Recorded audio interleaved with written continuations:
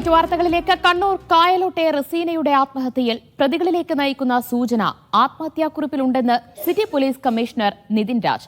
പ്രതികൾ ഭീഷണിപ്പെടുത്തിയെന്നും ജീവിക്കാൻ അനുവദിക്കില്ലെന്നും ആത്മഹത്യാക്കുറിപ്പിൽ വ്യക്തമാക്കുന്നുണ്ട്. പിതാവിന്റെ മൊഴിയുടെ അടിസ്ഥാനത്തിലാണ് പ്രതികൾക്കെതിരെ കേസെടുത്തത്. മാതാവിന്റെ പരാതി അന്വേഷിക്കും. കേസിൽ കൂടുതൽ പ്രതികളുണ്ടെന്നും സുഹൃത്ത് റഹീസിനെ ചോദ്യം ചെയ്യുമെന്നും കമ്മീഷണർ പറഞ്ഞു.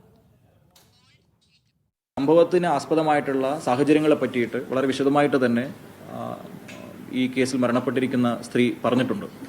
അതിൽ പറഞ്ഞിരിക്കുന്ന ഒരു പ്രധാനപ്പെട്ട കാര്യം, അവരും ഒരാളുമായിട്ടുണ്ടായിരുന്ന ഒരു സൗഹൃദവുമായി ബന്ധപ്പെട്ടിട്ടുണ്ടായിരുന്ന സംസാരത്തിൻ്റെ ഇടയിൽ കുറേ പേര് വരികയും അവരെ ഭീഷണിപ്പെടുത്തുകയും അവരെ മോശമായ രീതിയിൽ ചിത്രീകരിക്കുന്നു എന്ന രീതിയിലേക്കുള്ള ഒരു ഭീഷണിപ്പെടുത്തലും, അവരുടെ കൈവശമുണ്ടായിരുന്ന ഈ സുഹൃത്തിൻ്റെ കൈവശമുണ്ടായിരുന്ന ഫോണൊക്കെ തട്ടിപ്പറിക്കുകയും ചെയ്ത ഒരു സാഹചര്യം ഉണ്ടായിരുന്നു.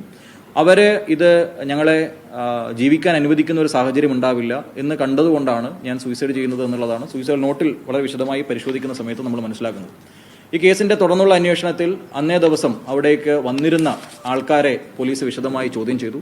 അവരുടെ കൈവശത്ത് നിന്നും പോലീസ് ഇതിന് ഉപോത്ബലകമായിട്ടുള്ള ഡിവൈസസ് ഒക്കെയും റിക്കവർ ചെയ്തിട്ടുണ്ട്. അതിൽ കൂടുതലായിട്ട് വസ്തുതകൾ മനസ്സിലാക്കുന്നതിന് വേണ്ടിയിട്ട് ഇതിൽ ഈ മരണപ്പെട്ട സ്ത്രീയുടെ സുഹൃത്തായിട്ടുള്ള ഒരു റഹീസുണ്ട്.